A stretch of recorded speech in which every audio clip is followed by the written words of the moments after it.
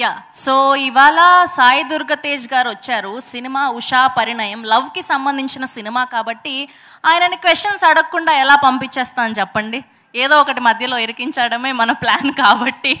So Usha Parinayam love is beautiful అన్న tag లైన్తో వచ్చింది. So బేసిక్గా మీ దృష్టిలో లవ్ అంటే ఏంటి?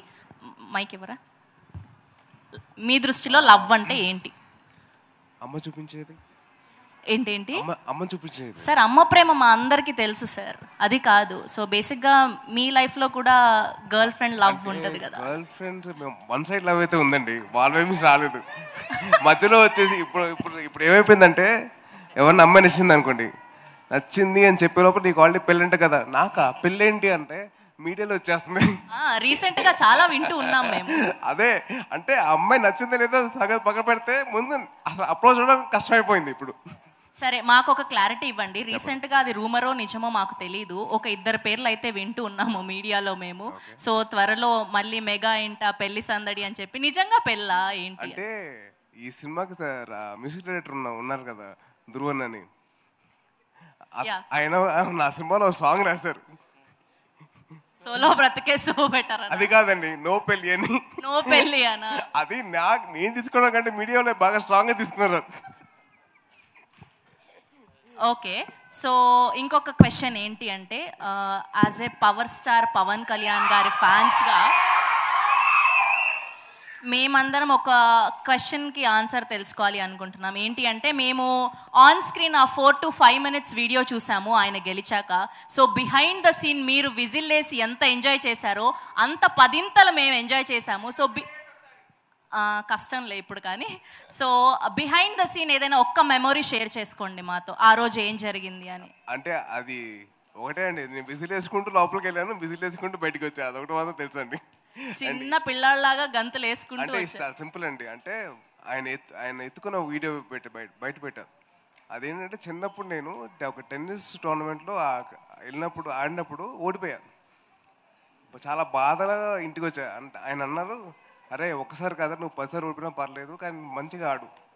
దాని తర్వాత సెకండ్ టైం ఆడినప్పుడు నేను గెలిచా.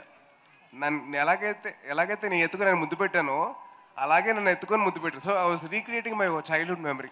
That's so lovely lovely. And yeah, జై జై power star. Okay, and next question ఏంటి అంటే, బేసిక్గా సాయి దుర్గ తేజ్ గారికి గర్ల్ ఫ్రెండ్ అవ్వాలి అంటే, ఆర్ఎల్స్ పెళ్లి చేసుకోవాలి అంటే అమ్మాయికి ఎలాంటి క్వాలిటీస్ ఉండాలి? ఒక 2 క్వాలిటీస్ చెప్పండి. ముందు మీడియా నుంచి దూరంగా ఉండాలండి.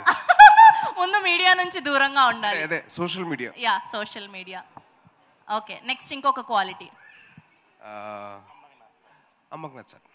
అమ్మకి నచ్చాలి చెప్పండి.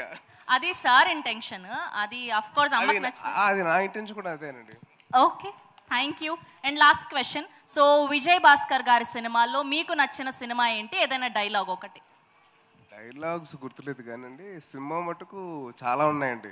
ఇందాక ధ్రువన్ చెప్పినట్టు నువ్వే కావాలి కానివ్వండి, నువ్వు నాకు నచ్చావు కానివ్వండి, మల్లీశ్వరి కానివ్వండి, జై చిరంజీవి ఉంది. అండ్ యాక్చువల్లీ నాకు మల్లీశ్వరిలో ఒక పర్టికులర్ పేరు ఉంటుంది, రే పెళ్లికాని ప్రసాద్ అని. అది ఇప్పుడు పెళ్లికాని తేజ్ అయిపోయింది ఇప్పుడు. అయ్యయ్యో, లేదు, మేము అలా వినాలనుకోవట్లేదు. అనుకోవట్లేదండి, అయిపోయింది అలాగా. ఓకే, నాకేదో తేడా కొడుతోంది. త్వరలో మేము శుభవార్త వినబోతున్నామని. Thank you. లేదా అస్సలు కాదా? ప్లీజ్ నన్ను ట్రై చేసుకున్నాను ముందు. ఓకే, హ్యాపీగా ఉండొచ్చు. మీరు పాడు చేయకండి ప్లీజ్. తేజ్ గారి ఫ్యాన్స్ అంతా, అమ్మాయి ఫ్యాన్స్ అంతా రిలాక్స్ అవ్వచ్చు అంటున్నా. న్యూస్ లేదంట అమ్మాయి. నాకు ఎవరు లేరు fans, please basically. Okay okay, thank you so much.